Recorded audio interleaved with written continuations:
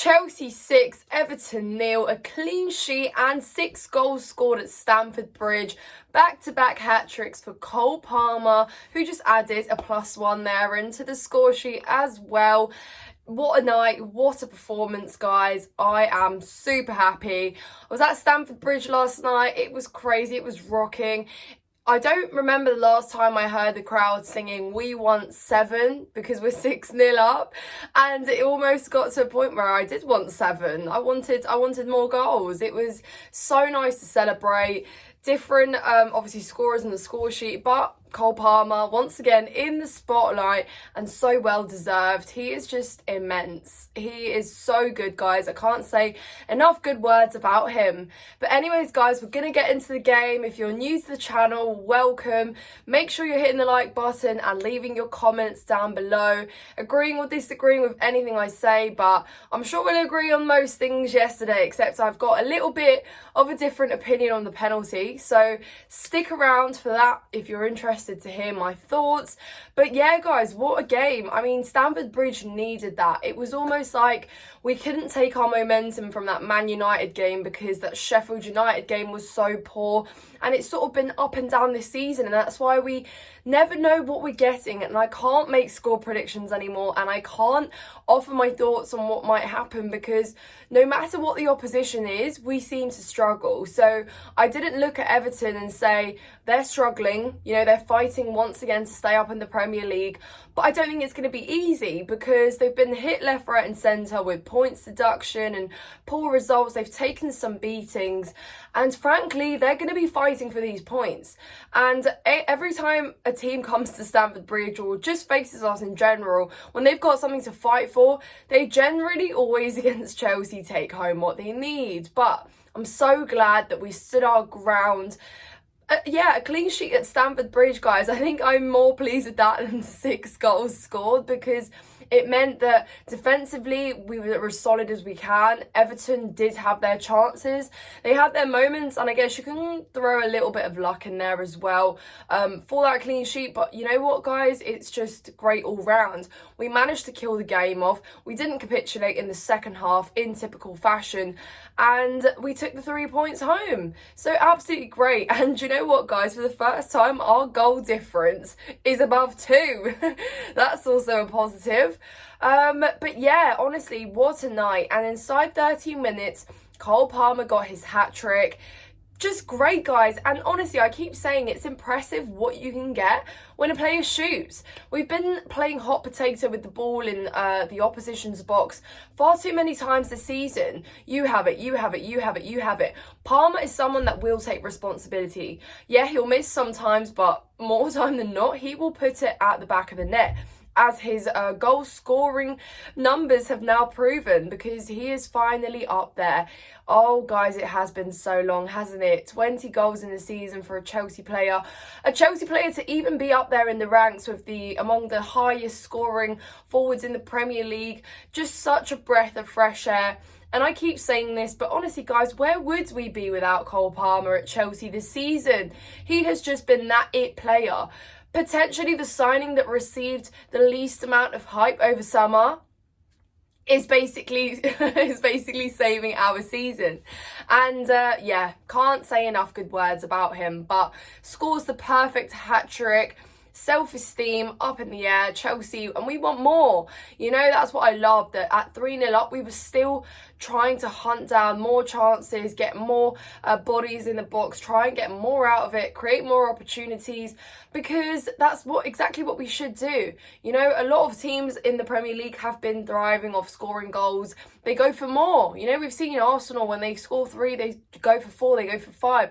Man City in typical fashion. It just seems that when we are in front, we almost seem to give goals to the opposition. So yeah, here's some goals for you. But yeah, let's just talk about the contributions to the goals, because as much as Cole Palmer is the guy that puts them at the back of the net, we do need to praise some of our forwards as well for their goal involvement. You know, Nicholas Jackson, I thought his link-up play was very good, holding it up. I just thought sometimes he needs to stay a little bit stronger when he gets, you know, that sort of in the final third, when he receives the ball.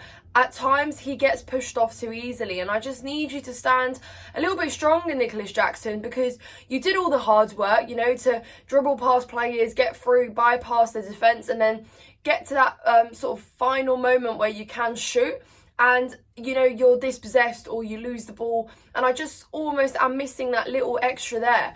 Nevertheless, he was great at his goal involvement, obviously passing it into Cole Palmer the way he did. And at times I just saw a smidge of the Nicholas Jackson in pre-season, guys, you know, where he was bringing in, you know, your Nkunkus, your Midricks, your Ian Matsons into play. He did that so well. And I think a lot of that was lost when Nkunku got injured, and I think Jackson struggled at the start of the season. I think he's found his feet as well, and he might not be regularly on the score sheet, but for me it's not going unnoticed how involved he is in build-up play, how involved he is in, you know, bringing other players into play. And I love that about him. That's why I do think he plays better in a deeper role. But yeah, the goals will come. And I guess, you know, he got his moment as well tonight. Well, last night. And I almost think that he didn't believe that it was going in. It was almost like a bit of a, just kick it, you know, it went in, and he celebrated afterwards. But Nicholas Jackson is another player that is very hungry to be on the score sheet. You know, he enjoys playing for Chelsea, and I think you can see it, and we value that, guys. Last season, Chelsea didn't have players that wanted to be on the pitch, that wanted to play for the badge, that wanted to fight for the team and for the fans and for the bridge. And it's a massive transformation, guys. And you saw it in the way that goals were celebrated last night. You saw it sort of in the team spirit at most parts of the majority of the game. But it was great to see. And obviously Midrick deserves some praise as well for that goal, because he cut back, you know. Cole Palmer, obviously, I think, was it Jackson initially? It was saved by Pickford, and then Palmer followed it up through. But again, another thing I really liked is that we followed up. You know, at times, Chelsea this season has not followed up on our goals, but we have seen that opposition does that a lot against us. So it was great to see that on 2 occasions last night, we followed up either a poor clearance or a mistake to get the goal. And it was great. But yeah, guys, moving into the second half, I thought we lost that electric part of our game a little bit at the start. You know, Everton seemed to have more of the ball. They were asking us questions. They were looking for their chances because, you know, they've been watching us. Sean Dyche knows that Chelsea turn up in the second half, not turned up, you know. So I thought he instructed his players to get all over us, try and find that goal, but luckily they didn't. And we seized control once again, inviting pressure in their box to a point and to a degree where obviously we won a penalty, and that is when we lost our heads a little bit, and it was a bit embarrassing, and it was a bit poor all round, Chelsea, because what sort of image are we creating for ourselves if at 4-0 up we've got players fighting over who is taking the penalty like Sunday League football a little bit, guys. It was quarrelling, pushing, shoving, just not what you want to see, really, especially at home.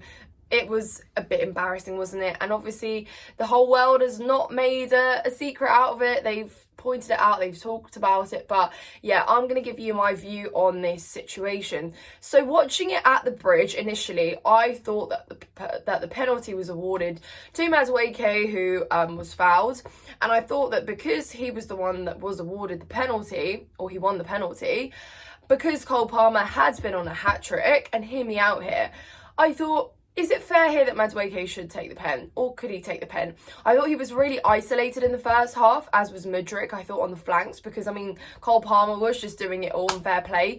Nicholas Jackson was linking up well with him, and I just think that our wingers didn't get that much of an opportunity to break through, because I thought Everton defended them quite well. Madueke at times couldn't dribble through. He was very isolated at times. He received the ball, and he couldn't do what he does best, where it is dribble through defenders. He had to turn his back and release it once again, recycle the attack, because he wasn't given an opportunity, right, to break through those areas. Equally with Midrick, I think, maybe a little bit more involved, but less so on him having his own individual chances. So taking that into consideration, and also taking into consideration that is probably one of the few times where we've seen Jackson, Mudryk, Noni and Palmer in that front line in such a refreshing way as well. You know, the youngsters that we've been yearning to see. So I'm waffling, but bear with me here. So I thought, okay, Madueke is someone that has fallen out with Poch this season. He's had his injuries through pre-season. You know, he hasn't had the best start. I thought he was a shining spark when he arrived at Chelsea last year, while Graham Potter was still in charge. And I was really intrigued by his game because I thought he showed a lot of passion. There was a lot there. There was potential. Yes, it was very raw, but I thought this season it would be moulded. It would grow, you know, it'd be pushed further. He was great towards the latter stages of the year, where we played Luton, you know, where he scored back-to-back games, where he scored an equalising penalty himself in one of the games. Was it against Crystal Palace, if I'm not wrong? And he's shown that he deserves starts, right? Maybe he has got a bit of a problem with his attitude. I'm not taking away from that. I think we've got a lot of egos, and you're going to get that with young players who are very raw, who haven't been trained yet properly, who haven't had that mentality installed in them yet, and you know, are deprived of having leaders around them, especially experience around them to learn from, and to have that behaviour perhaps changed and kicked out of them. So what we saw was Madueke initially taking the ball, trying to go to the penalty spot with Cole Palmer, demanding the ball so that he could take it, to what Jackson seemed to come to stick up for Noni Madueke, saying, Palmer, you know, give the ball back. But I thought Jackson in that situation, I think, is the one that started the initial physicality, because, you know, there was no need to take the ball in that way. I get Cole Palmer wanted it. Noni Madueke was very persistent as well with wanting to take the penalty, and I think he used the same logic. You know, mate, you're on a hat-trick here. Yes, I know you're chasing the golden boot, and you could definitely get it because you are on a roll here, Palmer. You're not deprived of goals, mate. You do it week in, week out, and that is why we love you. That is why you're so talented, and that's why you are up there in the discussion for the best player in the Premier League this season, you know? So for me, it was I understood where Madueke and Jackson were coming from, but then obviously I didn't condone the fact that they were pushing, shoving each other. And then Gallagher came to defuse the situation, pushing Jackson away and saying, Cole Palmer, you're taking this penalty. And in this situation, guys, I'm in no means saying that anyone else should be taking penalties in our games. I think we've learned from our mistake with the Sterling situation that happened where he missed. Cole Palmer is our penalty taker, 100% conversion rate. We all unanimously agree. But I just thought in that situation, initially, when I saw it at the bridge, I thought, oh, you know, maybe Madueke could have taken it there. But yeah, okay, fair enough. No problems there. I just thought for team morale, for team spirit, you know, yeah, you're chasing the golden boot and you've still got the potential to take it. But, you know, let perhaps the younger players that are also fighting, trying to get back into scoring ways, perhaps for some self-esteem, to take it. It's not like we haven't seen Madueke take a penalty and score it before. But yeah, guys, that was just my opinion. And I know a lot of you will disagree, and that's fair enough. And I'm happy that Palmer took it. I'm happy that he put it away. But just on initial thought, I thought, you know, maybe that should have been Madueke. But yeah, anyways, guys, I was really pleased with everything. And then, of course, substitutions happened. Pochettino let, you know, your Cassidays and your Gilchrist get some minutes up their belt, because at the end of the day, what did we call Cassiday up from a loan that he was doing quite well at, you know, potentially not getting a sniff of first team starts at Chelsea. So it didn't like quite make sense at the start, but fair enough that, you know, he came on, he got some minutes, and then, Gilchrist, you know. And we got to give Chilwell some credit here, because initially the one that took a shot, obviously Pickford didn't do well to clear it, and Alfie Gilchrist followed it up. And I love the fact that, guys, Cassidy moved out his way and let him have his moment, puts it beautifully away, guys. And then what it means, guys, what it means to a player. I just couldn't help but notice his face and body just light up. You know, it was euphoric. Like, you can tell how much he loves the club. He's always said that this is, you know, his boyhood club. He supported it. If he's not playing football, he would be with us fans in the stands, celebrating and cheering this Chelsea team on. But that is passion, you know. John Terry has praised him long before we pretty much saw him play, you know, in a Chelsea shirt and start his first game for us. But yeah, it was just so nice to see, and all the players that celebrated with him and that basically, yeah, just went over, and it was all this lovely moment, and I couldn't be more pleased with the result and the performance and just everything about last night, guys.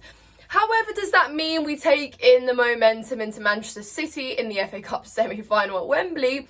I'm not too sure, guys. It doesn't often mean that Chelsea, you know, go on to build and make it 2-3 wins. That's been the story of our season. So all I'm going to say is that I hope we just take that self-esteem, that team boost that we had, and just bring it straight into Saturday. But we'll see. You never know, right, guys?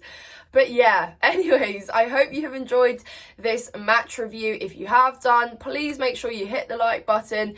If you're not subscribed to my channel and you have enjoyed my content, then please hit that subscribe button.